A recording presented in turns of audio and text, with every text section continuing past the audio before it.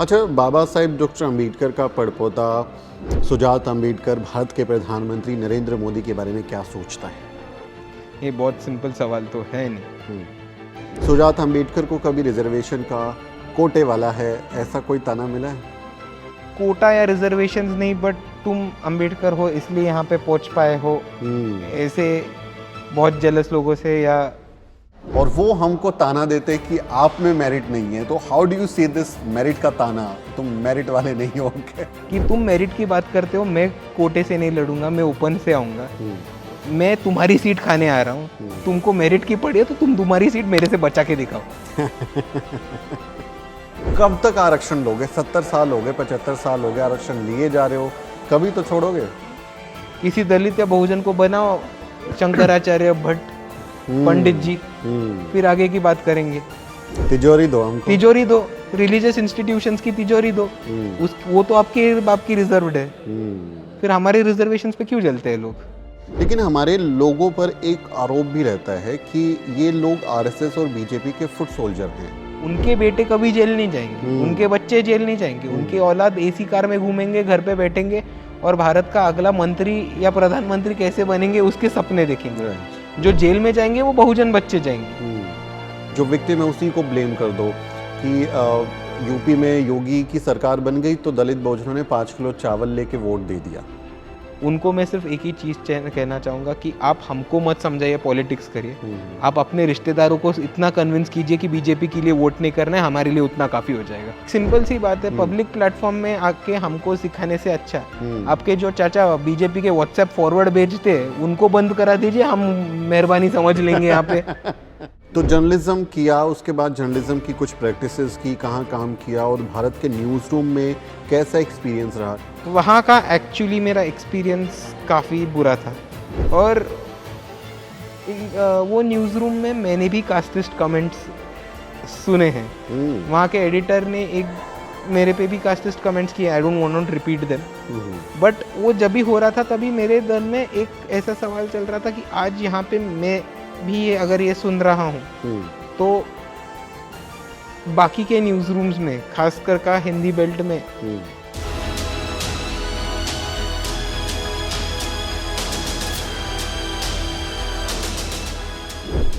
जय भीम, स्वागत है आपका द न्यूज़ वीक की इस खास पेशकश में। और आज इस फ्रेम में स्क्रीन पर मेरे साथ जो चेहरा है उस चेहरे को आप में से बहुत सारे लोग जानते होंगे क्योंकि वो एक जाना पहचाना नाम है और उस महानायक के परिवार से, उनके खून से जुड़ा हुआ नाम है जिसके लिए हम सब लोग हमेशा जय भीम का नारा लगाते रहते हैं। और उनके जो काम हैं जिनकी बदौलत आज हम अपनी ज़िंदगी को बेहतर बना पा रहे हैं, जब उनको देखते हैं तो उनकी भी याद आ ही जाती है। मेरे साथ हैं सुजात अम्बेडकर जो कि बाबा साहेब डॉक्टर अम्बेडकर के पड़पौत्र हैं।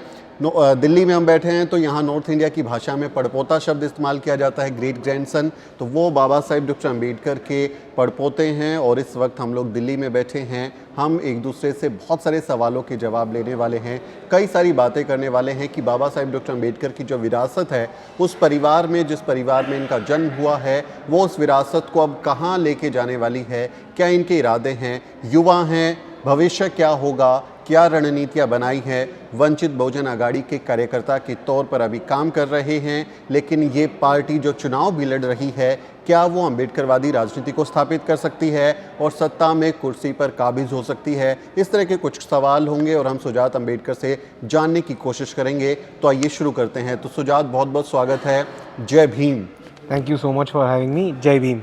ये जय भीम जब हम लोग बोलते हैं तो जय भीम हम बाबा साहब डॉक्टर अम्बेडकर को बहुत एक बड़ी इंस्पिरेशन के तौर पे देखते हैं और हम मानते हैं कि यार वो व्यक्ति अगर उस समय नहीं उन्होंने काम किया होता तो शायद आज मैं अच्छे से यहाँ बैठ के कपड़े पहन के मज़े से जय भीम नहीं बोल पाता। बराबर है। तो हमारी एक इमोशनल कनेक्ट बहुत जुड़ी हुई है, क्योंकि आप तो उस परिवार में ही पैदा हुए हैं और आपको बताया गया होगा, जब बोलना सीखा होगा कि भाई बाबा साहेब डॉक्टर अम्बेडकर आपके दादा हैं।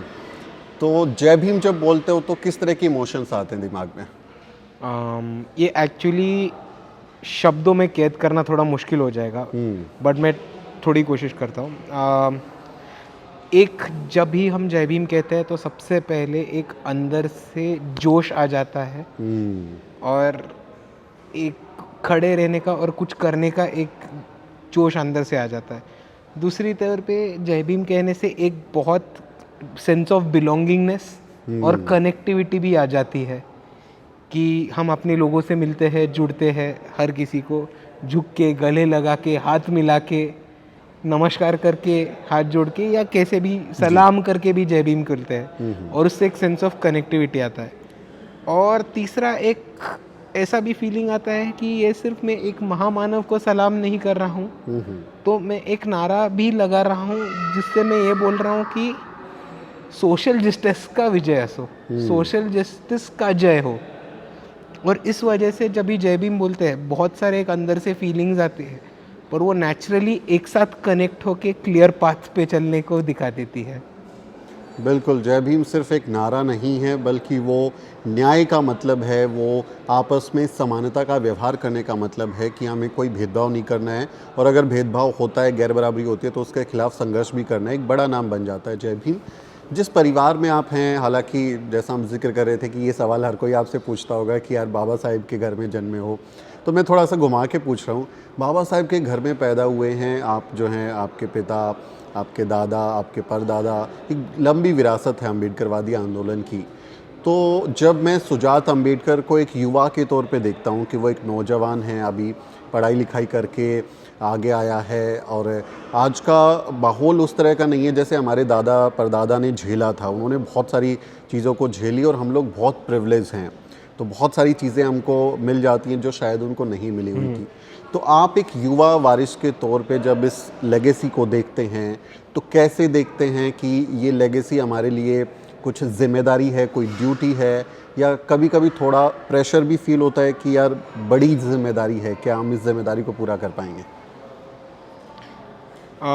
देखो, ये जिम्मेदारी आप जिस तौर से कह रहे हैं वो मेरे को जिम्मेदारी उस तौर से फील नहीं होती। मैं इस पे थोड़ा गौर करूँगा बाद में। ये विरासत जो है वो मेरे अकेले की नहीं है, वो हम सब की है।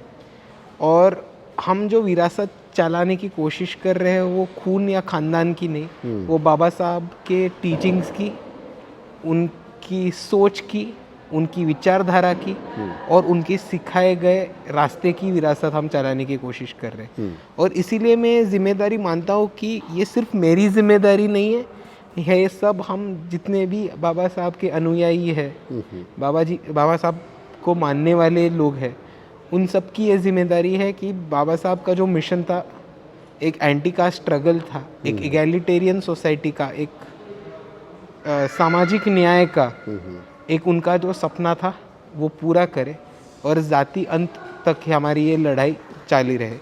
ये सिर्फ मेरा ही जिम्मेदारी इसीलिए नहीं कह रहा हूँ, ये सारे युवकों की जिम्मेदारी है जो एक अम्बेडकरी समाज से आते हैं, अम्बेडकरी विचारधारा को मानते हैं। और ये हम सब की मिलजुल के यही कोशिश रहेगी कि हम बाबा साहब का सपना और एक इगैलिटेरियन सोसाइटी जल्दी से जल्दी एस्टेब्लिश कर पाए। बिल्कुल, बहुत सही बात आपने बताई है सुजात कि ये किसी ख़ानदान की विरासत को आगे बढ़ाना नहीं है कि जैसे जो सामंती व्यवस्था होती थी, ज़मींदारी व्यवस्था होती थी, रजवाड़े होते थे कि हमें उसका विस्तार करना है। ये विचारों के विस्तार की बात है, और ये विचार सिर्फ उस खून में नहीं है जो एक ब्लड लेगेसी है बाबा साहेब डॉक्टर अम्बेडकर की। हम सब अपने आप को बाबा साहेब की मानस संतानें कहते हैं कि हम उन्हीं के बच्चे हैं, वो सब हमारे पुरखे हैं। तो ये सबकी साझा एक लड़ाई हो जाती है। युवाओं में इस अब की बार आप देखें कि बाबा साहेब के प्रति एक दीवानगी बढ़ रही है। लोग अभी उनके गाने बनाते हैं, जय भीम पे नाचते हैं, पोस्टर्स बनाते हैं, झंडे लहराते हैं, और एक दीवानगी हमको नज़र आती है बाबा साहेब डॉक्टर अम्बेडकर के प्रति, क्योंकि वो अब उनको जान पहचान रहे हैं। आप भी युवाओं के बीच जाते हैं, वंचित बहुजन अघाड़ी का काम देख रही हैं, तो वो वैचारिक तौर पर भी आपको लगता है कि विचार भी जा रहा है, या सिर्फ नाम गया है बाबा साहेब डॉक्टर अम्बेडकर का? युवाओं से क्या उम्मीदें हैं आपकी? एक्चुअली आपने एक बहुत इंपॉर्टेंट क्वेश्चन टच किया जिससे मेरे मन में एक नया थॉट प्रोसेस चालू हो गया इमीडिएटली। मैं उसी के ऊपर भी थोड़ा टच करना चाहूँगा, if you don't mind please. तो आप जैसे बोल रहे थे कि आज हमारे जनरेशन में एक दीवानगी छा गई है जो शायद से, आई एम सॉरी बट आपके जनरेशन में नहीं दिखती होगी, और वो नहीं दिखी थी। आज अगर मेरे उम्र के बच्चे कॉलेज में जाते हैं तो एक दूसरे को ग्रीट करते वक्त, गले लगाते वक्त भी जय भीम बोल के गले लगाते हैं, और हमको इसको हम हमारी जनरेशन का एक नया तौर का असर्शन बोलेंगे कि हमको सिर्फ बाबा साहब के गाने या नीला झंडा या जय भीम के नारे नहीं, पर हम बाबा साहब का एक दूसरा काम आगे लेके जा रहे हैं, वो है असर्शन और हर फील्ड में अपनी धमक बनाए रखना। और हम युवा उसी रास्तों पे चल रहे हैं, इसीलिए आपको आज एक बड़ी तौर पे एक दीवानगी दिखेगी। उसका दूसरा भी एक रीजनिंग है कि यहाँ की जो व्यवस्था है और मेन स्ट्रीम मीडिया जो व्यवस्था को बचाने के लिए बनाई गई है, उन्होंने अभी तक बाबा साहब को एक हीरो के तौर पे कभी आने ही नहीं दिया। यहाँ पे कुछ कुछ महामानवों का जो सरकार ने पुश किया गया, उन पे मूवीज बनाई गई, वो महामानवों को लोग भूल गए थे, तो उनको रिकलेक्शन या मेमोरी में वापस उधेरने के लिए एक मूवीज बनाई गई। ये बाबा साहब के साथ आपको मेन स्ट्रीम मीडिया में कभी नहीं करना लगा। बट जैसे नए नए पीढ़ियाँ और असर्टिव और थॉट क्लैरिटी के साथ आगे बढ़ते गए, वैसे मेन स्ट्रीम मीडिया और यहाँ के व्यवस्था को ज़रूरत लगी बाबा साहब अम्बेडकर के अनुयायियों को इम्पोर्टेंस देने की। इसलिए जिस महामानव को इतना टाइम इन्होंने शैडो में रखा था, आज उनके अनुयायियों की वजह से और उनके बढ़ते टीआरपी दिखने की वजह से आज अपने को बाबा साहब की सीरियल्स टीवी पे आते दिखेंगी। ब्रांड हो गया है। एंड वो ब्रांड इसीलिए नहीं हो गया कि सिर्फ दीवानगी छा गई है। आज जब इतने जागतिक इंटरनेशनल लेवल पे आपको एक बहुत बड़ा दुनिया राइट विंग ट्रेंड की तरफ दिखाई दे रहा है, एक डिक्टेटोरियल और फैशिस्ट गवर्नमेंट्स वापस आते हुए दिख रहे हैं। दूसरी तौर पे 2014 के बाद भारत में जो अघोषित आनी बानी की सरकार आ गई, जो दड़पशाही की सरकार आ गई बीजेपी की, उससे भी जूझते वक्त, झगड़ते वक्त लोगों के सामने एक ऐसा क्लियर अंडरस्टैंडिंग आ गया है कि अगर ये जंग बीजेपी तक आगे लेके जानी है तो बाबा साहब के सिवा हमको पर्याय नहीं है, ऑप्शन नहीं है। और उसका मैं आपको थोड़ा सा हल्के से में से रीसेंट एग्जांपल्स दूं तो मेरे को नहीं लगता 5-6 साल पहले अगर शाहीन बाग होता था तो वहाँ पे बाबा साहब का फोटो सबसे महत्वपूर्ण लगता था। आज जितने भी एनआरसी सीए प्रोटेस्ट हुए, फार्मर्स प्रोटेस्ट हुए या अलग प्रोटेस्ट हुए, जिनका बेसिस जो था वो कास्ट नहीं था, वहाँ पे भी आज आपको बाबा साहब के फोटोज और बाबा साहब के कोट्स, जय भीम के नारे एक पॉलिटिकल असर्शन के तौर पे दिखेंगे। और ये आइडियोलॉजी और बाबा साहब के विचारों का प्रचार और प्रसार होके उनका ग्लोबल एक्सेप्टेंस आ रहा है, इस वजह से हमको दिखेगा। उसी के ही आपको आगे जोड़ता हूँ इंटरनेशनल लेवल पे कि आपको आज ये भी दिखेगा कि अम्बेडकराइट मूवमेंट हैज़ नॉट, सिर्फ इंडिया में नहीं तो इंटरनेशनल लेवल पे एकजुट होके, संगठित होके संघर्ष कर रही है। जहाँ पे आप आज इंटरनेशनल लेवल के यूएसए में यूनिवर्सिटीज़ या कुछ स्टेट्स में कास्ट डिस्क्रिमिनेशन को बैन करने वाले लॉज आज आपको पास होते हुए दिख रहे हैं। और दैट इज़ ओनली बिकॉज वहाँ पे जाके जो बाबा साहब के अनुयायी थे, जो अम्बेडकराइट्स थे, उन्होंने एक अपना स्ट्रॉन्ग संगठन बनाया और वहाँ के डिस्क्रिमिनेशन के अगेंस्ट संघर्ष किया। और इसीलिए आज वो दीवानगी नहीं बट एक विचारधारा का एक्सेप्टेंस बढ़ता हुआ दिख रहा है। I have a very particular question on this globalization of doctor Ambedkar, जो मैं थोड़ा बाद में पूछूंगा, क्योंकि युवाओं से जुड़े हुए मसले पर बात कर रहे हैं कि हम अपने लोगों में बाबा साहेब के प्रति दीवानगी देखते हैं, बल्कि अब हमारे उन नायक नायिकाओं को भी इतिहास से निकाल के लाया जा रहा है जिनके बारे में कभी बात नहीं हुई, चाहे वो झलकारी बाई हों, राष्ट्रपिता ज्योतिबा फुले हों, सावित्री माई हों, सबके बारे में अभी बहुत अच्छे से हमारे लोग बात करते हैं, असर्शन भी देखने को मिल रहा है। लेकिन हमारे लोगों पर एक आरोप भी रहता है कि ये लोग आरएसएस और बीजेपी के फुट सोल्जर हैं, जबकि मैं देखता हूँ कि हमारे बहुत सारे लोग तो एंटी कास्ट की लड़ाई लड़ रहे हैं, वो जेलों में भी हैं और इस जो मनुवादी व्यवस्था है उसके खिलाफ भी आंदोलन करते हैं। तो जो हमारे लोगों पर, खासकर युवाओं पर अभी आरोप लगता है कि वो आरएसएस के फुट सोल्जर हैं, उनका इस्तेमाल होता है दंगों में, आप इसको कैसे देखते हैं? देखो, यहाँ पे दो चीज़ें साफ साफ है कि एक इसका एक्सप्लेनेशन आपको थोड़ा इकोनॉमिक भी दिया जा सकता है कि हमारे जो बच्चे हैं, हमारे जो लड़के हैं, आज उनके पास पीढ़ी जात सत्ता नहीं आई हुई। एंसेस्ट्रल प्रॉपर्टीज़ नहीं है, और जो बाकी के समाजों में दिखता है वो लैंड ओनिंग कम्युनिटीज़ भी नहीं है। तो एक एम्प्लॉयमेंट पावर्टी से झुझकते वक्त एज मोबिलाइजेशन थोड़े टाइम के लिए दलित या बहुजन बच्चों को आंदोलनों में आरएसएस या बीजेपी यूज़ करता है, ये हमको बाबरी मस्जिद से भी आज तक दिखाई दे रहा है। इसको टैकल करना है तो अम्बेडकरवाद का आउटरीच और प्रसार और प्रचार ही एक वन एंड ओनली सोल्यूशन है। पर दूसरे तौर पे देखोगे तो यहाँ पे भारत में जो सो कॉल्ड प्रोग्रेसिव फोर्सेस है, वो कांग्रेस हो गए, कांग्रेस के अलाइड यूपीए के फोर्सेस हो गए, इधर के सेक्युलर फोर्सेस हो गए, नॉन अम्बेडकराइट सेक्युलर फोर्सेस, या इवन थोड़ा अपन ने कहा तो इंडियन सवर्णा लेफ्ट देखा जाए तो आज इन जो स्पेसेस है which is ideologically closer to Ambedkarism, BJP और आरएसएस से, उन्होंने आज कभी दलित या बहुजनों को लीडरशिप स्पेसेस ही नहीं दिया। राइट। ना ही कभी उनकी लीडरशिप उभरनी दी, या ना कभी उनको वो स्टेज पे या मंच पे जगह दी, या उनके हाथ में कभी माइक दिया। तो एक तौर पे इन यहाँ के प्रोग्रेसिव फोर्सेस ने जो दलित बहुजन लड़के थे उनकी लीडरशिप और उनका पॉलिटिक्स में एंट्री एक जगह पे कट कर दिया, और दूसरे बाजू पे इकोनॉमिक प्रॉब्लम्स के वजह से बीजेपी और आरएसएस को उनकी तरफ पहुंचना और उनको अपने दंगों में खींचना आसान हो गया। और दूसरी तरफ हमेशा ये रहा है कि अब भारत के इतिहास में कौन सा भी दंगा या फसाद देखो, उसमें दंगा या फसाद भड़काने वाले हमेशा ब्राह्मण या सवर्ण रहे, और उसमें खींचने वाले हमेशा बहुजन बच्चे रहे। और आप अगर हिंदुत्व का राइज देखोगे इंडिया में, तो हिंदुत्व का राइज हुआ था बाबरी मस्जिद डेमोलिशन और कार सेवा और रथ यात्रा में। वो रथ यात्रा कब निकाली थी और क्यों निकाली गई थी? वो सिस्टमेटिकली निकाली गई थी मंडल आयोग के रिकमेंडेशंस के इम्प्लीमेंटेशन के बाद। जब भी मंडल आयोग का रिकमेंडेशन इम्प्लीमेंट हुआ था, तभी बहुजन युवाओं में एक स्ट्रॉन्ग कास्ट असर्शन आया था, और वो उनके कास्ट आइडेंटिटी और कास्ट को रिलेटेड लोकेशन को लेके एक बहुत जागरूक होके असर्टिव हो गए थे। अगर ये जो असर्शन था वो यहाँ के ब्राह्मणवादी आरएसएस मनुवादी शक्तियों को मंजूर नहीं था, तो कास्ट असर्शन को तोड़ने के लिए रिलीजियस असर्शन को ज़्यादा बढ़ावा दिया गया, जहाँ पे मुसलमान हमारे दुश्मन हैं। जो बहुजनों के पहले दुश्मन है मुसलमान कभी ही नहीं थे इतिहास में देखा तो, वो यहाँ के जो शोषण करता थे, जो पीढ़ी करता थे, वही थे।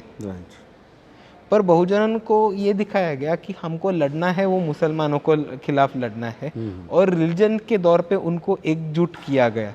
ये इसी वजह से आज आपको दिख रहा है कि हमारे जो बच्चे हैं वो ऐसे आंदोलनों में खींचे जा रहे हैं और ऐसे दंगलों में खींचे जा रहे हैं, और उसके पीछे एक साफ साफ षड्यंत्र भी है कि अगर ये दंगलों में, ये फसादों में केसेस लगते हैं या कार्रवाई होती है, कानूनी तौर पे जांच होती है, तो यहाँ पे जो दंगल भड़काने वाले सवर्ण नेता है उनके बेटे कभी जेल नहीं जाएंगे, उनके बच्चे जेल नहीं जाएंगे, उनके औलाद एसी कार में घूमेंगे, घर पे बैठेंगे और भारत का अगला मंत्री या प्रधानमंत्री कैसे बनेंगे उसके सपने देखेंगे।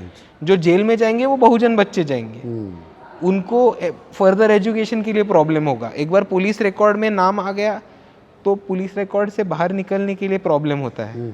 जब जॉब्स के लिए अप्लाई करते हैं तो वेरिफिकेशन में प्रॉब्लम होता है क्योंकि पुलिस रिकॉर्ड में नाम है। अगर हायर एजुकेशन के लिए देश छोड़ के भी बाहर जाना है तो वीज़ा प्रॉब्लम्स में, वीज़ा और पासपोर्ट में प्रॉब्लम्स आता है क्योंकि पुलिस वेरिफिकेशन नहीं हो रहा है। तो ये एक विशिष्ट सर्कल बनाया जा रहा है जिसमें बहुजन यूथ अड़कता जा रहा था, जो आई थिंक अभी कुछ साल हो गए जहाँ पे बहुजन युवाओं ने, जैसे मैं बोल रहा हूँ कि एक नया असर्शन है और एक आइडियोलॉजिकल क्लैरिटी है, उसमें उनको भी दिख रहा है कि हमारा इस सर्कल में शोषण कैसे हो रहा है और उससे बाहर कैसे निकला जा सकता है। तो मतलब अभी दलित बहुजन बच्चे ज़्यादा समझदार हो गए, स्मार्ट हो गए। जिस स्मार्ट जनरेशन की हम बात करते हैं कि अब उनको आसानी से आप बेवकूफ़ नहीं बिल्कुल नहीं, उनको आसानी से बिल्कुल आप बेवकूफ़ नहीं बना सकते। उम्मीद है हम लोगों को, नहीं आशा है।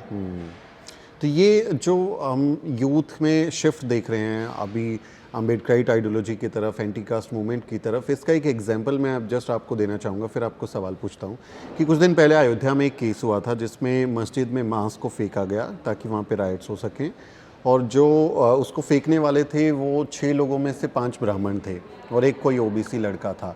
तो ये एक केस हम लोग समझ सकते हैं कि हमारे लोग नहीं हैं उसमें हिस्सा, उनके ऊपर एक तरीके का आरोप भी ज़्यादा लगाया जाता है कि ये लोग हैं, जबकि उनके 100% लोग वहाँ पे हमारे 5 से 10% लोग मुश्किल से उधर होंगे, लेकिन बोझ हमारे ऊपर ज़्यादा डाल दिया जाता है। तो ये जो जिस तरह की राजनीति अभी भारत में हो रही है कि ब्लेम द विक्टिम, जो विक्टिम है उसी को ब्लेम कर दो, कि यूपी में योगी की सरकार बन गई तो दलित बहुजनों ने 5 किलो चावल लेके वोट दे दिया और ये बिक जाते हैं, दारू की वो लेके बोतल बिक जाते हैं। तो जो ब्लेम द विक्टिम वाली मेंटेलिटी है भारत में, कि जब भी कहीं कुछ गलत हो रहा है या इस तरह की फासिस्ट आइडियोलॉजी वाली सरकारें आ रही हैं तो हमारे लोगों को ब्लेम कर दिया जाता है कि यार ये लोग जिम्मेदार हैं, ये लोग इनको वोट कर रहे हैं, ये पैसा ले रहे हैं, ये चावल ले रहे हैं, गेहूं ले रहे हैं। हाउ डू यू से इट? ये किस तरह की मानसिकता है? ये एक एक्सट्रीमली कास्टिस्ट या जातिवादी मानसिकता है, ऐसे मैं मानता हूँ। और मैं इसका एक महाराष्ट्र से भी एग्जाम्पल लेके आपको ज्वाइन करना चाहता हूँ। आज 2-3 चीज़ें हैं। आज जितने भी दलित बहुजन युवक है और दलित बहुजन समाज भी, युवक ही नहीं, उनका एक तरह से ये निश्चित हुआ है कि हम मोदी जी को या भाजपा को वापस सरकार में आने ही नहीं देंगे। जो बीजेपी के स्ट्रॉन्चेस्ट एंटी वोटर्स है उनमें हम अम्बेडकरी समाज, अम्बेडकरी वोटर्स को मानते हैं, अम्बेडकरवादी वोटर्स को मानते हैं, और दलित बहुजन समाज को पकड़ते हैं, आदिवासी समाज को पकड़ते हैं, जो बड़े पैमाने पे बीजेपी के खिलाफ हर आंदोलन में, हर जंग में खड़ा रहता है और इलेक्टोरली भी पॉलिटिकल मैच्योरिटी दिखा के बीजेपी के खिलाफ मतदान करता है। ये उनको लेबल करना कि ये गेहूं के पैकेट पे बिक जाते हैं या चावल के पैकेट पे बिक जाते हैं, ये एक्चुअली एक बहुत कास्टिस्ट और जातिवादी और घिनौनी मेंटालिटी है। क्योंकि आप ये भी नहीं समझ रहे हो कि आप ही के घर में जो प्रॉपर्टी है, आप ही ने जो जातिवादी सिस्टम बनाया है, उनके वजह से आज हमारे लोग पीड़ित है, शोषित है, वंचित है और इन इकोनॉमिक मॉनेटरी प्रॉब्लम्स में भी फंसे हुए हैं। एक जगह पे ये होता है। दूसरी जगह पे आप ये भी देख लो कि महाराष्ट्र जैसे जगह पे जहाँ पे अम्बेडकराइट मूवमेंट बहुत स्ट्रॉन्ग है और इलेक्टोरली बीजेपी या कांग्रेस को टक्कर दे रहा है, वहाँ पे जहाँ पे एक strong electoral Ambedkarite politics movement खड़ा होता है, वहाँ पे ये कहा जाता है कि आप खड़े रहते हो, आपने एंटी बीजेपी वोट्स डिवाइड कर लिए, इसकी वजह से बीजेपी आ गया, आप बीजेपी की बी टीम हो। तो बेसिकली यहाँ के कांग्रेस और जो सेक्युलर प्रोग्रेसिव फोर्सेस है जो आज बीजेपी के खिलाफ खड़ा रहना का नाटक कर रहे हैं, इनका हमेशा से यही रहा है कि हम सत्ता तो अपने पास रखेंगे, हम सोर्सेज ऑफ प्रोडक्शन अपने पास रखेंगे, जाति का, ब्राह्मण होने का, सवर्णा होने का फायदा भी बिल्कुल उठाएंगे, लेकिन गाली जो देना है इनको ही देंगे। और यही पैटर्न कंटिन्यू होते आ रहा है। अगर आप देखें तो policy wise from Congress to BJP ज़्यादा पॉलिसीज चेंज नहीं हुए। बीजेपी गवर्नमेंट ने जो किया है वो कांग्रेस के पुराने पॉलिसीज को उठा के उसको रीब्रांड करके, रीनेम करके अभी कर दिया है। और जो लीडरशिप थी वो हमेशा ब्राह्मण सवर्णा ही रही है, वो चेंज नहीं हुई है। तो ये एक कास्टिज्म का नेक्स्ट स्टेप है। और ये जो लोग हैं जो कह रहे हैं कि अम्बेडकराइट पॉलिटिक्स इज बीजेपी का बी टीम, या अम्बेडकर या बहुजन समाज या दलित समाज गेहूं का या चावल का पैकेट पे अपना वोट बेच देता है, उनको मैं सिर्फ एक ही चीज़ कहना चाहूँगा कि आप हमको मत समझाइए, पॉलिटिक्स करिए। आप अपने रिश्तेदारों को इतना कन्विंस कीजिए कि बीजेपी के लिए वोट नहीं करना है, हमारे लिए उतना काफ़ी हो जाएगा। बहुत बड़ी बात है कि आप अपने लोगों को समझा लेंगे तो फिर कोई ज़रूरत पड़ेगी नहीं। और हमारे ऊपर ब्लेम डालना छोड़ दो। एक सिंपल सी बात है, पब्लिक प्लेटफॉर्म में आके हमको सिखाने से अच्छा आपके जो चाचा बीजेपी के व्हाट्सएप फॉरवर्ड भेजते हैं उनको बंद करा दीजिए, हम मेहरबानी समझ लेंगे यहाँ पे। तो ये व्हाट्सएप फॉरवर्ड वाली बात बड़ी इंटरेस्टिंग आ गई है। व्हाट्सएप पे सोशल मीडिया का दौर है। सोशल मीडिया में हम देखते हैं कि राइट विंग वाले बहुत एडवांस लोग हैं, वो बहुत, उनके पास आईटी सेल है और बहुत तरह के रील्स बनाते हैं, बहुत तरह का कंटेंट प्रोवाइड करा देते हैं, हेट कंटेंट प्रोवाइड करा देते हैं जो बहुत आसानी से आप सर्कुलेट कर पाते हैं। लेकिन हम उसके मुकाबले में देखते हैं कि जो अम्बेडकराइट पार्टी हैं, लीडरशिप है, वो इन टूल्स को बहुत क्रिएटिवली इस्तेमाल नहीं कर पा रहा। वो इसमें पिछड़ रहा है कि अगर वो व्हाट्सएप पे फेक न्यूज़ फैला सकते हैं तो आप व्हाट्सएप पे अपनी सही न्यूज़ क्यों नहीं फैला रहे? आप अपने सही फॉरवर्ड्स क्यों नहीं भेज रहे हैं? आप अपना डिजिटल ऑडियो वीडियो कंटेंट क्यों नहीं प्रोवाइड करा पा रहे हैं? तो हाउ डू यू सी कि ये जनरेशन का जो गैप्स है ओल्ड स्कूल अम्बेडकराइट लोगों में, नए जो तरीके हैं, जो टूल्स हैं, कोई गैप नज़र आता है? How, what's your opinion on that? नहीं, देखो, क्रिएटिविटी में हम कम पढ़ रहे हैं ऐसा मेरे को बिल्कुल नहीं लगता। इन क्रिएट रादर, आज आप देखो, आज जो बहुजन आर्टिस्ट या अम्बेडकरवादी आर्टिस्ट बड़ी तौर पे अक्रॉस द कंट्री हमको उभरते हुए दिख रहे हैं, वो फिल्म मेकर्स हो, वो जर्नलिस्ट्स हो, वो विजुअल आर्टिस्ट्स हो, ग्राफिक आर्टिस्ट्स हो, इलस्ट्रेटर्स हो, रैपर्स हो, म्यूजिशियंस हो, वो क्रिएटिविटी में किधर भी पीछे नहीं दिख रहे। हमारा प्रॉब्लम है ये आउटरीच, क्योंकि आज आउटरीच ऑल्सो रिक्वायर्स मनी, और दूसरा है quantity of production. Quality is not an issue मेरे लिए। आज अगर बीजेपी एक बड़े एमएनसी मल्टीनेशनल कॉरपोरेशन का सेटअप लगा के 50 फ्लोर का IIT IIM या सिमिलर क्वालिफिकेशंस वाले 5,000 लोगों का एक ऑफिस खोल के उनको मार्केट रेट पे सैलरी दे के उनको काम पे लगाए कि तुम 3 दिन तक यही रील सब ग्रुप्स में फॉरवर्ड करोगे या तुम 3 दिन पे यही कंटेंट पे लिखोगे, तो फाइनेंशियली ही हम उसका मुकाबला नहीं कर सकते। मतलब आज आप कितना भी कहोगे तो सोशल मीडिया पे भी प्रमोशन वर्क्स, डेफिनेटली। आप जितना एक कंटेंट स्पॉन्सर करते हो उससे उतना रीच बढ़ जाता है।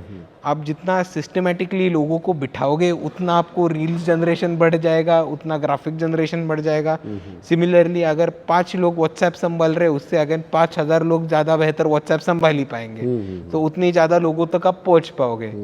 तो वो मैं क्रिएटिविटी या लैक ऑफ इंटरेस्ट का मुद्दा नहीं, मैं ये सिस्टमेटिकली लैक ऑफ रिसोर्सेस ऐसे कहना चाहूँगा।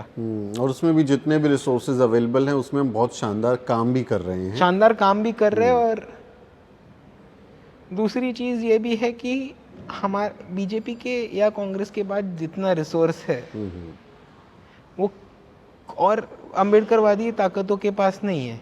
फॉर एग्जांपल, आपको एक इन्वेस्टिगेटिव जर्नलिज्म के लिए अगला टॉपिक देता हूँ शायद से, कि जस्ट कोई भी एक फंड फाइंडिंग कर दो कि भारत जोड़ो यात्रा में कितना खर्चा हुआ था पूरा भारत जोड़ो येने का, भारत जोड़ो point A, starting point two starting point two ending point खत्म करने का।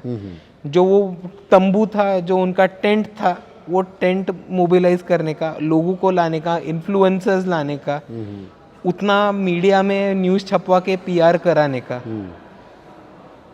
और उसका अगर आपको टोटल मिल गया है तो एज अपोज टू कंटेस्ट कर लो कि उसमें कितने दलित बहुजन कैंडिडेट्स अपने इलेक्शन लड़के जीत के भी आ चुके रहते। ये अच्छा सुझाव है। इन्वेस्टिगेटिव कोई तो एक जर्नलिस्ट ये करना चाहिए मेरे हिसाब से। कुछ इनपुट है, कभी इस पे काम किया जाएगा। अच्छा, बाबा साहेब डॉक्टर अम्बेडकर का पड़पोता सुजात अम्बेडकर भारत के प्रधानमंत्री नरेंद्र मोदी के बारे में क्या सोचता है?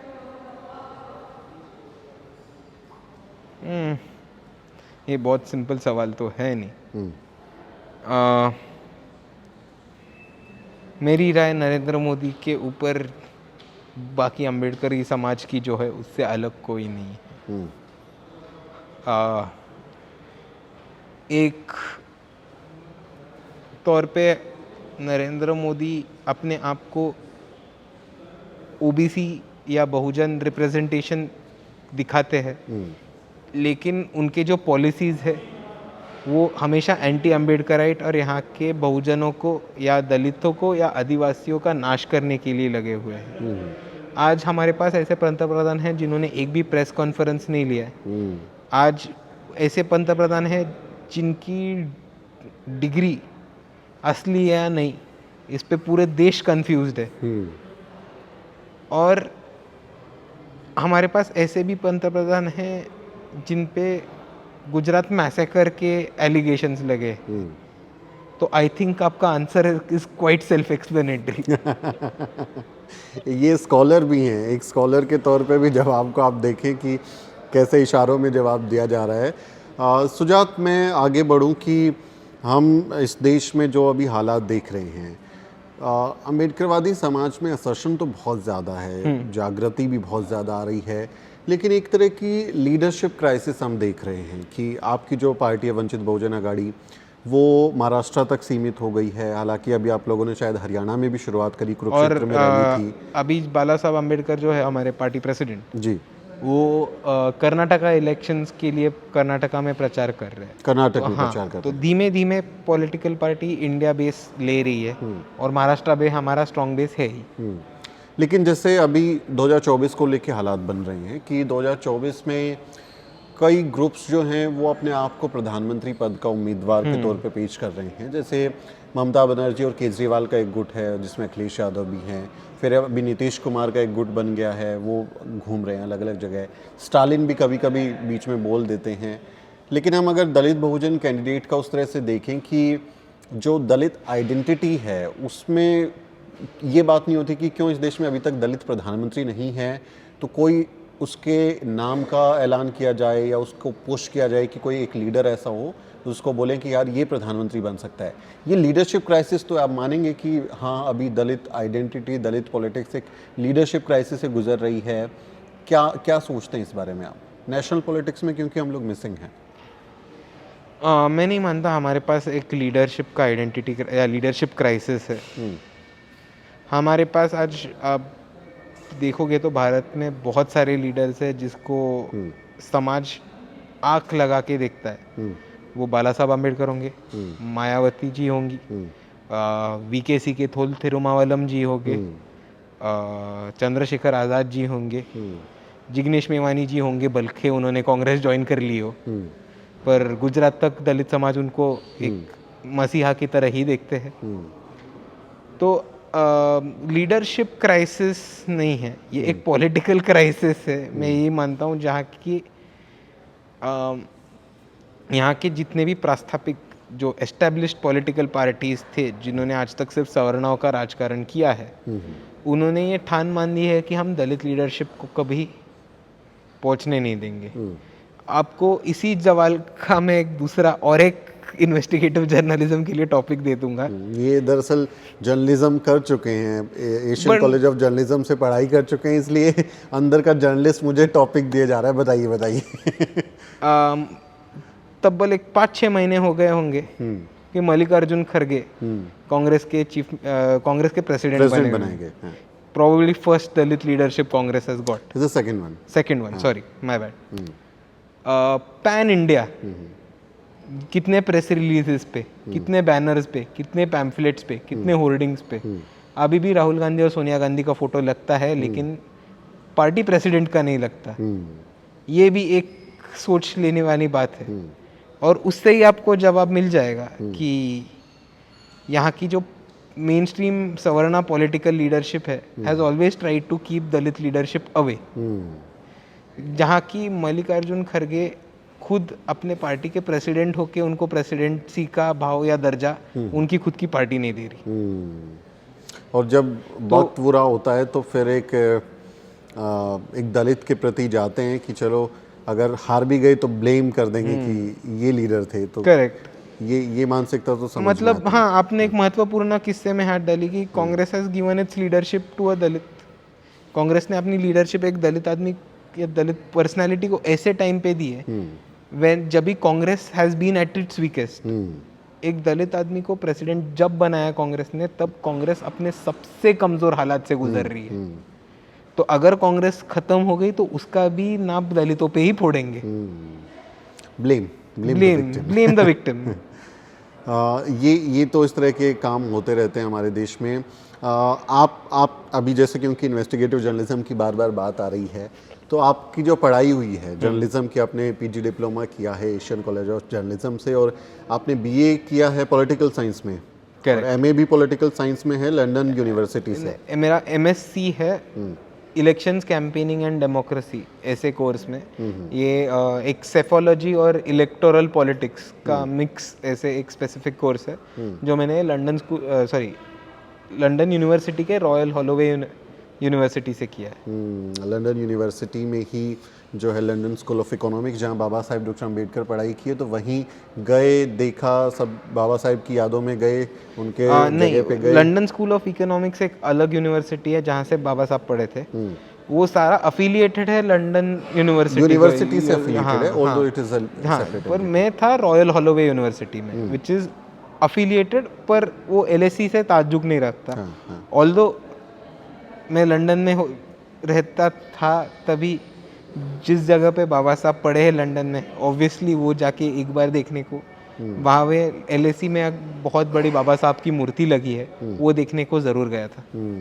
तो जर्नलिज्म किया, उसके बाद जर्नलिज्म की कुछ प्रैक्टिसेस की, कहाँ काम किया, और भारत के न्यूज़ रूम में कैसा एक्सपीरियंस रहा? क्योंकि खासकर दलित बहुजन बैकग्राउंड के जो जर्नलिस्ट हैं भारत के मीडिया में, उनके एक्सपीरियंसेस बहुत ख़राब हैं। What was your experience in Indian news rooms? मेरा इंडियन न्यूज़ रूम्स में एक्सपीरियंस था, पहला जो था वो scroll.in करके वेबसाइट है, न्यूज़ पोर्टल है, वहाँ पे था। वहाँ मैं सिर्फ 3 महीने के लिए एज एन इंटर्न ज्वाइन किया था। उसके बाद मैं टाइम्स ऑफ इंडिया का एक सब न्यूज़पेपर है पुणे मिरर, वहाँ पे पुणे में ज्वाइन हुआ था, टाइम्स ऑफ इंडिया पुणे में। तो वहाँ का एक्चुअली मेरा एक्सपीरियंस काफ़ी बुरा था। पॉलिटिकल इश्यूज आधे एडिटर्स को समझ में नहीं आते थे। अगर न्यूज़ रिपोर्टर्स भी अच्छा पॉलिटिकल कवरेज लाते थे तो भी वो एडिटर्स के पॉलिटिकल अंडरस्टैंडिंग तक के लिमिट रेक की वजह से वो ठीक से हम लिख नहीं पाते थे। और वो न्यूज़ रूम में मैंने भी कास्टिस्ट कमेंट्स सुने हैं। वहाँ के एडिटर ने एक मेरे पे भी कास्टिस्ट कमेंट्स किए, I don't want to repeat them, but वो जब भी हो रहा था तभी मेरे मन में एक ऐसा सवाल चल रहा था कि आज यहाँ पे मैं भी अगर ये सुन रहा हूँ तो बाकी के न्यूज़ रूम्स में, खासकर का हिंदी बेल्ट में जो न्यूज़ रिपोर्टर्स है, क्योंकि अब महाराष्ट्र एक अम्बेडकराइट मूवमेंट का हब है जहाँ पे हमारा असर्शन बहुत तगड़ा है। कोई गलत किया तो रात तक उसको फोड़ देंगे। वो एक धमक महाराष्ट्र के दलित्स ने और यूथ्स ने एक बना के रखे जो, पर अगर ये महाराष्ट्र में मेरे साथ हो रहा है तो कितने सारे जो दलित बहुजन रिपोर्टर्स है, आदिवासी रिपोर्टर्स है, उनके साथ और बुरा ताज्जुब हुआ रहेगा, जो वो इधर ओपन अप भी नहीं कर सकते, या जो जिनको प्लेटफॉर्म ही नहीं रहेगा वो बात करने का। इसीलिए वहाँ से आगे जाके Prabuddha Bharat as an website and as a fortnightly, जो प्रबुद्ध भारत फोर्टनाइटली पहले से चल ही रहा था, पर वहाँ से आगे जाके प्रबुद्ध भारत का एक वेबसाइट जहाँ पे इंग्लिश, हिंदी और मराठी जाके नेशनल न्यूज़ आ जाए और एक ऑल्टरनेट मीडिया हाउस खड़ा कर दिया जाए, इस वजह से बहुत हमने कोशिश की थी। और उसके बाद अक्रॉस इंडिया बहुत सारे ऑल्टरनेटिव मीडिया हाउसेस भी आपको आते वक्त दिख रहेंगे, जिसमें राउंड टेबल इंडिया था, प्रबुद्ध भारत था, दलित दस्तक था, दलित कैमरा है, और बहुत सारे न्यूज़ चैनल्स, इंडिपेंडेंट जर्नलिस्ट जिन्होंने मेन स्ट्रीम जर्नलिज्म में काम किया था, वो बाहर निकल के अपने इंडिपेंडेंट चैनल्स चला रहे। उसमें आप भी एक बहुत बड़े एग्जाम्पल हो।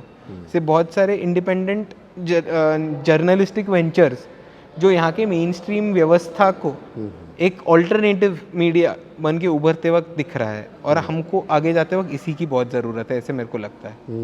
बिल्कुल, और हमारे बहुत ख़राब एक्सपीरियंसेस हैं भारत के न्यूज़ रूम में।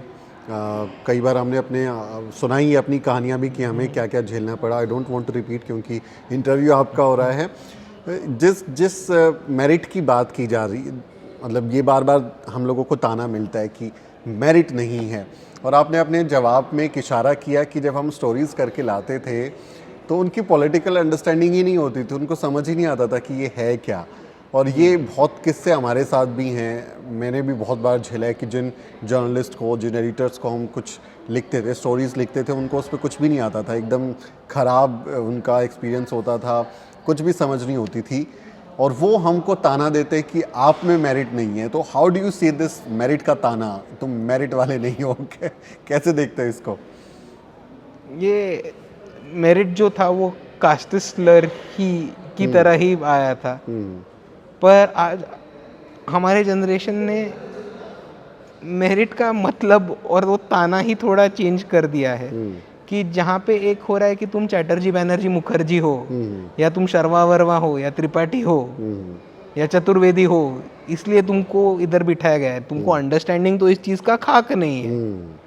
और ये आज काम करते वक्त, और जैसे दलित यूथ अलग अलग जगहों पे जाके अपने स्पेसेस कैप्चर्स कर रहे हैं, इस वैसे ही उनको पता चल रहा है कि ये मेरिट का ताना तो उल्टा होना चाहिए, क्योंकि इनकी जो जाति व्यवस्था है उन्होंने इनको ये पोजीशन पे लाके पहुंचा है। हम यहाँ पे पहुंचे हैं तो हमारे एजुकेशन की वजह से, हमारे मेहनत की वजह से, और बाबा साहब ने दिए हुए हकों के वजह से, हमारे राइट्स के वजह से, अधिकारों की वजह से। और ये जो ताना है आपको थोड़ी टाइम में रिवर्स होता जाएगा, जब आप देखोगे कि इन स्लोली एक ये जो ब्राह्मण और सवर्णाओं के प्रोडक्शन है या उनका काम है, उसमें जो मीडियोक्रिटी दिखती है वो एक ग्लोबल लेवल पे दिखती जाएगी, और हमारा जो टैलेंट और हार्डवर्क है वो आराम से आगे सील होता दिखा जाएगा। और इसी तरह से मेरे को लगता है कि ये कभी ना कभी तो आगे जाके caste slur will end somewhere. वो उम्मीद है कि कभी ख़त्म हो जाएंगे, हालांकि अभी भी बढ़ता ही जा रहा है, तमाम तरीके की चीज़ें बढ़ती जा रही हैं। रिजर्वेशन हमारे लिए लागू हुआ ताकि हमको भी बराबरी मिल सके, हमें कुछ नुमाइंदगी मिल सके, रिप्रेजेंटेशन हमारा सिक्योर हो सके, लेकिन उसके ताने दिए जाते हैं। सुजात अम्बेडकर को कभी रिजर्वेशन का कोटे वाला है ऐसा कोई ताना मिला है? लोगों ने लेबल करना है तो कर नहीं देंगे। आधे से ज़्यादा ताने कोटा या रिजर्वेशंस नहीं, बट तुम अम्बेडकर हो इसलिए यहाँ पे पहुँच पाए हो, ऐसे बहुत जेलस लोगों से या हर्ट लोगों से सुनने को आया है, जब भी ऐसे बहुत सारी चीज़ें बोली गई है जो उनके मायने उनको डाइजेस्ट नहीं हुई। पर कोटे वाला है या रिजर्वेशन वाला है, ये मेरे पे आरोप कभी हो ही नहीं सकता, क्योंकि मेरा सारा एजुकेशन ओपन से हुआ है, जनरल कैटेगरी से हुआ है। और जो लोग ये ताने मारते हैं, मेरिट की बात करते हैं, कोटे पे ताने मारते हैं, उनको मेरा बचपन से दूसरा चैलेंज रहा था कि तुम मेरिट की बात करते हो, मैं कोटे से नहीं लड़ूंगा, मैं ओपन से आऊँगा, मैं तुम्हारी सीट खाने आ रहा हूँ, तुमको मेरिट की पड़ी है तो तुम तुम्हारी सीट मेरे से बचा के दिखाओ। तुम जनरल वाली एक सीट मेरे से बचा के दिखाओ। उनके एरिया में घुस के कंपटीशन लड़ना है तो मेरे से लड़ो। तो ये लॉजिक अगर कोई देने लगे कि देखो अब तो सुजात अम्बेडकर जैसे युवा आ गए हैं जो जनरल कैटेगरी में कॉम्पीट कर रहे हैं और उनको रिजर्वेशन की ज़रूरत नहीं है, तो रिजर्वेशन को ख़त्म कर देते हैं। देखो, ये वही पॉलिटिकल इलिटरेसी और जो मैं बोल रहा था कि पॉलिटिकल अंडरस्टैंडिंग का लिमिटेशंस होता है, उधर तक बात गई। बाबा साहब ने जब रिजर्वेशन की बात की थी, उन्होंने दो अहम चीज़ों पे बात की। First was educational and second was social. वहाँ पे इकोनॉमिक का कहाँ पे भी नहीं आया था। नाउ अभी उस दौर से देखे तो आज मेरे जो बाबा साहब है, he is one of the most learned man, most educated person in the world and especially in India. My father is an advocate. My mother is a professor of masters in social work. मेरे को educationally कभी कमियां नहीं दिखाई, इसीलिए मेरे को ये लगता है कि I shouldn't be availing reservations, मैं जनरल से जाऊंगा। पर ये रिजर्वेशंस उन्हीं बच्चों के लिए रहना चाहिए जिनको इनकी सख्त ज़रूरत है, और इनके लिए ये रोप पहुंचाएंगे और इनके लिए क्लाइंबिंग लैडर होगा। आज मैं रिजर्वेशन नहीं यूज़ किया हूँ, फिर भी मैं ये मुकाम तक पहुँच पाया हूँ। कितने सारे दलित, बहुजन, आदिवासी बच्चे हैं जिनको ये प्रिविलेज नहीं मिलता है। वो रिजर्वेशन नहीं है बेसिकली। वो मेरे पास भी जो है वो कास्ट प्रिविलेज नहीं था, वो एजुकेशनल प्रिविलेज था, पर वो रिकॉग्नाइज करने की और उस पर आर्टिकुलेट करने की आज पॉलिटिकल अंडरस्टैंडिंग हम अम्बेडकरवादी लोग रखते हैं, वो यहाँ के सवर्ण कभी नहीं रख पाएंगे। पर इसीलिए मैं कहना चाहूँगा कि आप जैसे कह रहे हैं कि वो पॉलिटिकल अंडरस्टैंडिंग का इशू है, कि अगर इफ़ आई फील कि I am in a position where I can compete, मैं कंपटीशन में दौड़ने के लिए तैयार हूँ, और मेरे से और कोई ऐसे व्यक्ति है जिसको इसकी ज़्यादा ज़रूरत है, तो वो रिजर्वेशन की सीट उनके लिए है, मैं किसी सवर्णा की सीट खा जाऊँगा, मेरे को कुछ नहीं। ये देखिए और खा जाइए, क्योंकि वो तो आपका सब कुछ खा गए हैं, आपके हिस्से की खा गए हैं। तो एक सवाल और इसमें आ जाता है कि कब तक आरक्षण लोगे? 70 साल हो गए, 75 साल हो गए, आरक्षण लिए जा रहे हो, कभी तो छोड़ोगे? देखो, आरक्षण का आपने बेसिस पढ़ा तो वो रिप्रेजेंटेशन है, वो डेवलपमेंटल नहीं था, वो रिप्रेजेंटेशन के दौर पे बात किया गया है। और ऐसे ही आरक्षण कब तक लेते रहोगे, तो जो पूछते हैं उनका मेरे को सवाल है। हम आरक्षण की बात छोड़ दीजिए, जो अघोषित आरक्षण होते हैं इस देश में, उसकी बात कब करेंगे? किसी दलित या बहुजन को बनाओ शंकराचार्य भट्ट पंडित जी, फिर आगे की बात करेंगे। तिजोरी दो हमको, तिजोरी दो, रिलीजियस इंस्टीट्यूशंस की तिजोरी दो, वो तो आपके बाप की रिजर्व्ड है, फिर हमारे रिजर्वेशंस पे क्यों जलते हैं लोग? और मैथमेटिक्स लगाओ, 5000 साल ज़्यादा या 70 साल ज़्यादा, सिंपल मैथ्स कर लो। तो सुजात, ये बहुत इंटरेस्टिंग बातचीत हो रही है, क्योंकि आप एक यूथ हैं, तो मुझे बहुत नए तरीके की जनरेशन की समझने का भी मौका मिल रहा है कि आज का हमारा युवा क्या सोच रहा है, उसके दिमाग में इन मुद्दों को लेके क्या अंडरस्टैंडिंग है। और because you belong to that legacy, तो और भी बहुत कुछ सीखने को मिलेगा। तो युवाओं में आप काम करते हैं, तो वंचित बहुजन अघाड़ी जो आपकी पार्टी है, जिसे प्रकाश अंबेडकर जी आपके फादर जो हैं वो चला रहे हैं, वो कितनी लोकप्रिय है, और क्या आपकी आगे की प्लानिंग्स हैं कि मैं और ज़्यादा कनेक्ट कर पाऊँगा यूथ को? वंचित बहुजन अघाड़ी 2018 में फॉर्म हुई थी, और 2019 की लोकसभा इलेक्शन में वंचित बहुजन अघाड़ी ने 38 लाख वोट लिए थे। वोट्स मिले आपको, सीट नहीं मिली, लेकिन 38 लाख वोट मिले। और सीट नहीं मिली, उसका भी एक एक्सप्लेनेशन कांशीराम जी ने दिया है कि पहली इलेक्शन हम लड़ते हैं हारने के लिए, दूसरी लड़ते हैं हराने के लिए, और फिर तीसरी लड़ेंगे जीतने के लिए। हाँ।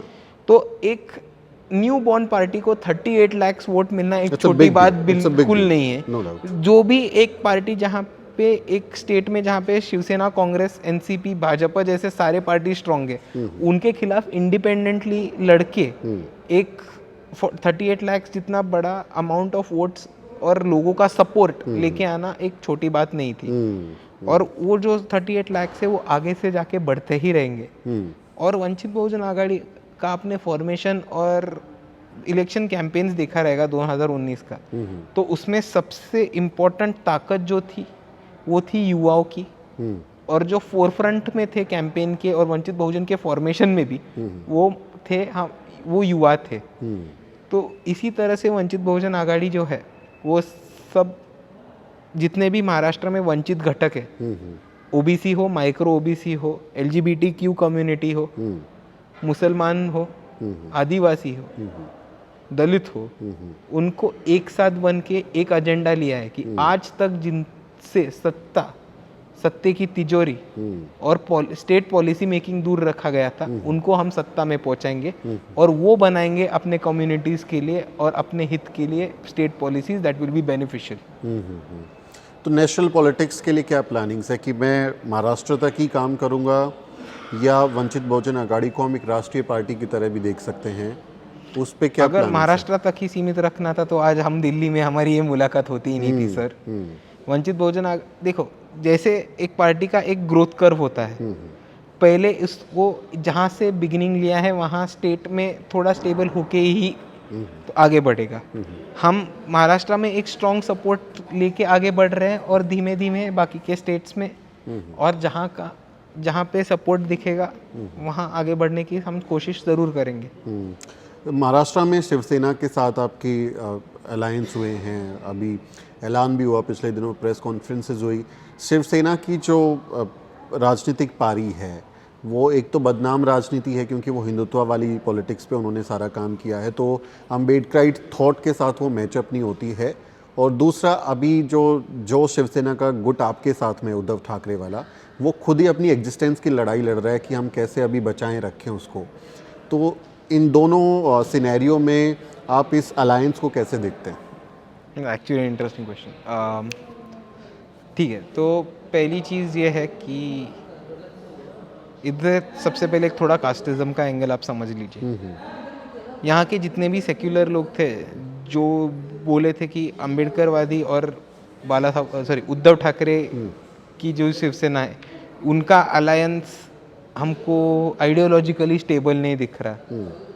उन्होंने एक भी सवाल नहीं उठाया था जब भी महाविकास आघाड़ी में शरद पवार की एनसीपी ने और इंडियन नेशनल कांग्रेस ने सत्ता बनाने में उद्धव ठाकरे जी को मदद की थी।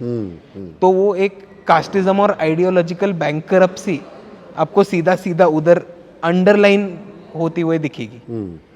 और दूसरी चीज़, अगर आप महाराष्ट्र के एक दंगल पे फोकस करें जो था मराठवाड़ा यूनिवर्सिटी का नामांतर का आंदोलन और उसके बाद जो लड़ा हुआ, उसमें आप देखो तो it was primarily between Shiv Sainiks और अम्बेडकरवादी। आज वो शिव सैनिक जो था उसमें एक स्प्लिट हो गया है।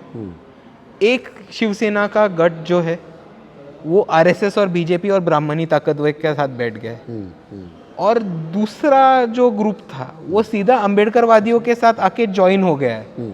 तो इसे मैं पॉलिटिकल अम्बेडकर आइडियोलॉजी की विक्ट्री मानूंगा कि उनको अब हमारी पिच पे आके खेलना पड़ेगा। कि जो बाबा साहब अम्बेडकर का नाम एक यूनिवर्सिटी को देने के लिए विरोध कर रहे थे वो आज सीधा अम्बेडकर भवन में आके, जहाँ पे बाबा साहब अपने भारत भूषण प्रिंटिंग प्रेस चलाते थे, वहां पे आके बाला साहब अम्बेडकर को समर्थन दे रहे और युति घोषित कर रहे। इसे मैं अम्बेडकराइट आइडियोलॉजी की विक्ट्री मानता हूँ। That's a big thing, because आपने अब उनको अपने आप को इतना ताकतवर बना लिया है कि अब उनको हमारी जरूरत दिख रही है। तो राष्ट्रीय तौर पे आप देखें कि अम्बेडकरवाद क्या इस मनुवाद का और जो ये आरएसएस का जिसे हम संघवाद कहते हैं, संघवाद, हिंदू राष्ट्र का जो एजेंडा है, इन तमाम ताकतों का जो फासिस्ट आइडियोलॉजी वाली ताकतें हैं, क्या इनका जवाब अम्बेडकरवाद ही हो सकता है? क्योंकि जब हिंदू मुसलमान की लड़ाई होती है या बात होती है तो उसमें हमेशा इनको तो फ़ायदा मिलता है। ये लोग तो जीत जाते हैं, धर्म की राजनीति में जीत जाते हैं, लेकिन जाति की राजनीति पे इनको हारना पड़ता है क्योंकि उसमें इनका कैरेक्टर दिखाई देता है। तो क्या आपको लगता है कि मनुवाद का, संघवाद का, आरएसएस के एजेंडे का इकलौता जवाब अम्बेडकरवाद हो सकता है? जी बिल्कुल। एंड आई थिंक मेरे दूसरे या तीसरे ही सवाल में इसका जवाब दिया था, जहां आपको दिखेगा कि भारत में हिंदुत्ववादी आइडियोलॉजी और हिंदुत्ववादी पॉलिटिक्स जो चालू किया गया था वो चालू करना गया था क्योंकि उन्होंने जाति के मुद्दे पे मार खाई थी। देखिए, जो बाबरी था, जो रथ यात्रा था, जो कार सेवा था, वो मंडल के खिलाफ कमंडल था। ओबीसी अपराइजिंग खत्म करने के लिए हिंदुत्व राइजिंग किया गया था, और इसी बेसिस पे आपको ये समझ में आएगा कि अगर आरएसएस और फैशिस्ट हिंदुत्ववादी ताकतों को हराना है तो अम्बेडकरवादी विचारधारा ही एक सोल्यूशन है। अम्बेडकरवादी विचारधारा एक सॉल्यूशन हो सकती है। और तमाम जन आंदोलनों में जिसका आप जिक्र कर रहे थे कि बाबा साहिब एक आइकन की तरह से उभर रहे हैं, और वो उनकी स्वीकार्यता को बताता है कि कैसे वो अब एक प्रतिरोध का चेहरा बन गए हैं। We are about to finish, एक दो सवाल मैं ले रहा हूँ। और जिस ग्लोबलाइजेशन की आप बात कर रहे थे कि बाबा साहेब एक ग्लोबल आइकन की तरफ बन रहे हैं, कैलिफोर्निया में अभी बिल आ गया है, सिएटल में एंटी कास्ट बिल आ गया है, कनाडा में जो है वहाँ पे भी एंटी कास्ट बिल को लेके आने की बात हो रही है, कास्ट को प्रोटेक्टेड कैटेगरी में डाला जा रहा है। तो आपको क्या लगता है कि ग्लोबल लेवल पे डॉक्टर अंबेडकर को स्थापित करना, जैसे यूनाइटेड नेशंस में उनकी जयंती मनाई जा रही है, और कास्ट को एक ग्लोबल इशू बनाना, क्योंकि आप लंदन में रहे हैं, वहाँ पढ़ाई की है, तो नस्ल की तरह यानी रेस जो है, रेस की तरह कास्ट को भी ग्लोबल करने की बहुत ज़रूरत है अभी, क्योंकि इंडिया में जब हम एंटी कास्ट मूवमेंट को देखते हैं तो वो हमारा आपस में तो हम लोग लड़ाई लड़ रहे हैं, लेकिन ग्लोबल जो प्लेटफॉर्म्स है, जो इंटरनेशनल प्लेटफॉर्म्स है, वहाँ पे भी हमें कास्ट को ग्लोबलाइज करना चाहिए, डॉक्टर अंबेडकर को ग्लोबलाइज करना चाहिए। डॉक्टर अंबेडकर को, बाबा साहब को ग्लोबलाइज करना चाहिए, हाँ ज़रूर करना चाहिए। आज जो इंटरनेशनल लेवल पे जितने भी ह्यूमन राइट्स या मानवतावादी लड़ाई में, मानवतावादी जंग में जितने भी हमारे हीरोज या आइडल्स रहे हैं, उसमें से एक बाबा साहब अंबेडकर हमेशा होने चाहिए, जिसमें हम मैल्कम एक्स पकड़ते हैं, मार्टिन लूथर किंग पकड़ते हैं, वो पोडियम पे बाबा साहब होने चाहिए, बिकॉज उतने लेवल का एक मानवतावादी मूवमेंट चालू करके उसको पॉलिटिसाइज करने वाले बहुत कम लोग हमने इस दुनिया में देखे हैं। उसके ऊपर अब बाबा साहब का राइटिंग्स और उनकी आइडियोलॉजिकल और उनकी थॉट प्रोसेस अगर आप देखें तो it is very all encompassing, जहाँ पे वो ह्यूमन राइट्स को एक सोशल एंगल से भी एस्टेब्लिश करते हैं, उसको कॉन्स्टिट्यूशन के दौर से पॉलिटिकल राइट्स के दौर पे गारंटी, एस्टेब्लिश भी नहीं, गारंटी करते हैं। दूसरी तौर पे प्रॉब्लम ऑफ द रूपी जैसे उनके पब्लिकेशंस में सिर्फ पॉलिटिकल राइट्स आके नहीं, हमके इकोनॉमिक इंडिपेंडेंस और इकोनॉमिक एस्टेब्लिशमेंट और इकोनॉमिकली स्टेबल होने का महत्व समझाते हैं। तो this on an global level ये लोगों तक पहुंचना चाहिए, और Ambedkar is an global icon, doctor Baba Saheb Ambedkar is an global icon. पर दूसरी तरह से कास्ट ये ऐसी चीज़ है जो जैसे हिंदू सवर्णा दुनिया भर घूमेगा, वो अपने साथ अपनी विचारधारा लेके जाएगा, अपने साथ अपनी सोच लेके जाएगा, अपने साथ अपनी रीति रिवाज परंपराएं लेके जाएगा, उसके साथ उसी बैगेज में वो कास्ट और डिस्क्रिमिनेशन भी लेके जाएगा। तो जहाँ जहाँ भारत के हिंदू सवर्णा जाके सेटल होते हैं इंडियन सब कॉन्टिनेंट के, अगर वो ज़्यादा क्वांटिटी में या ज़्यादा पॉपुलेशन में जाते हैं तो वहाँ पे ज़रूर कास्ट अवेयरनेस होने का ज़रूरत है, क्योंकि वो अपने साथ डिस्क्रिमिनेशन और कास्ट इनइक्वालिटीज लेके जाएंगे। और आज कैलिफोर्निया में कास्ट डिस्क्रिमिनेशन के इंस्टेंसेस आपको फेस नहीं करने पड़ते, तो आज कैलिफोर्निया स्टेट को वो लॉ डिक्लेयर नहीं करना पड़ता। राइट। ये लॉ क्यों, आप मेरे को बोलो, अगर किसी फॉर एग्जाम्पल एक देश में जहाँ पे caste as a system exist ही नहीं करता, वो क्यों फुकट का उधर कास्ट डिस्क्रिमिनेशन को बैन करने वाला लॉ लगाएंगे? सही बात है। वहाँ पे डिस्क्रिमिनेशन हुआ है, इनइक्वालिटीज हुआ है, इसी वजह से उनको वो लॉ लागू करना पड़ा है उधर के लोगों की सुरक्षा और प्रोटेक्शन के लिए। तो जितना इंडियंस अपने साथ कास्ट एज एन इंडियन, क्या बोलूँ, एक एज एन इंडियन सब कॉन्टिनेंट का हिस्सा बोल के लेके जाएंगे, वहाँ पे वेस्टर्न डेमोक्रेसीज को स्टेट पॉलिसीज के थ्रू कास्ट कर्व करने के लॉज इम्प्लीमेंट करना पड़ेगा ही। बट मैं दूसरी तौर पे ये जितने भी अपने अम्बेडकर राइट मूवमेंट के लोग हैं जो कैलिफोर्निया में है, यूएसए में है, यूके में कास्ट वॉच जैसे ऑर्गेनाइजेशंस चलाते हैं, उनको भी एक जय भीम और सलाम करना चाहूँगा कि उन्होंने एक फॉरेन लैंड पे अपने लोगों के साथ एक नेटवर्क बनाए रखा, एकजुट रहे, एक संघर्ष किया, और वो संघर्ष को सक्सेसफुली स्टेट पॉलिसी के दौर पे हम इंडिया में बैठ के एज एन एग्जाम्पल देख रहे हैं। राइट।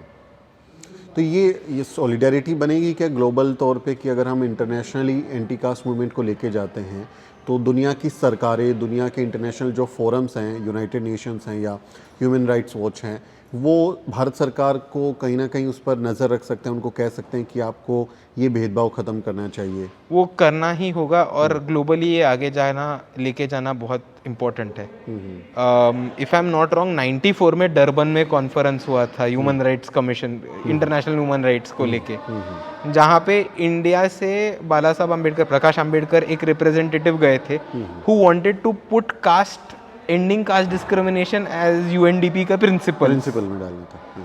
वहाँ पे जब ही कांग्रेस की सरकार थी, यहाँ के सरकार ने डिफरेंट प्रोमिसेस करके डिफरेंट डेलीगेट्स के साथ वो इशू घुमाया गया इंटरनेशनल लेवल पे, जाकि वो यूएनडीपी के सामने वो इशू रेज नहीं कर पाए। पर आज आगे हमको अलग अलग जगहों पे अगर कास्ट डिस्क्रिमिनेशन हो रहा है उसके अगेंस्ट एक आंदोलन उठ रहा है, वो आंदोलन आगे व्यापक होके स्टेट पॉलिसी के दौर पे हमको एक डिस्क्रिमिनेशन पे बैन दिख रहा है. So this is also one way we will go forward, connect everybody and have an global Ambedkarite movement.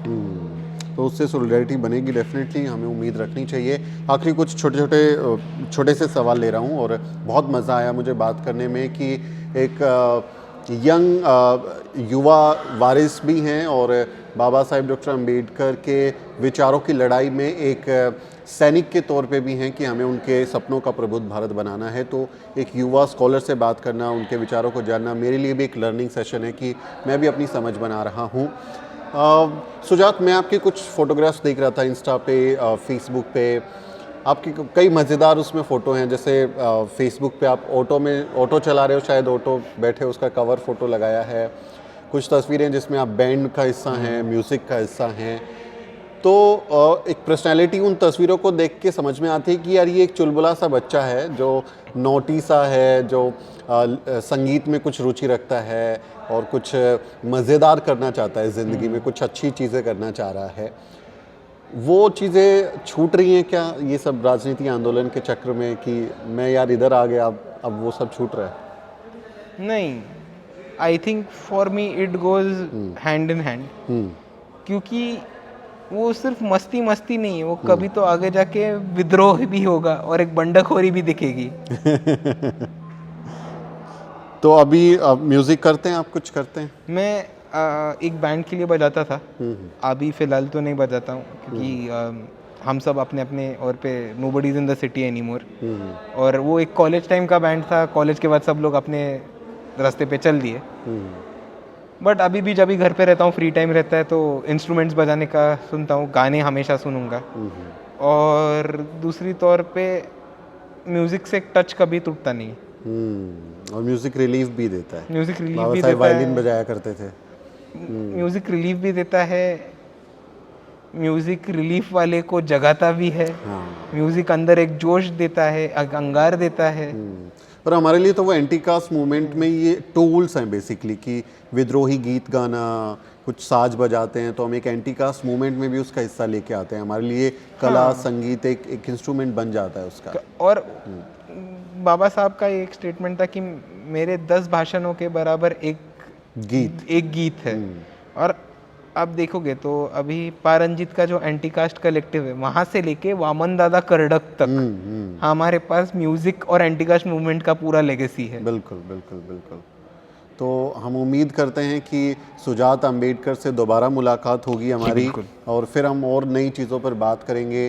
Vanchit Bahujan Aghadi की राजनीति को समझने में और भारत में जो अलग अलग राजनीतिक मुद्दे हैं, सामाजिक मुद्दे हैं, उन पर सुजात अंबेडकर की राय समझने में मुझे इस इंटरव्यू में काफ़ी मदद हुई. मुझे उम्मीद है कि मेरे दर्शकों को भी अपनी एक समझ बनाने में, एक राय बनाने में आसानी हुई होगी.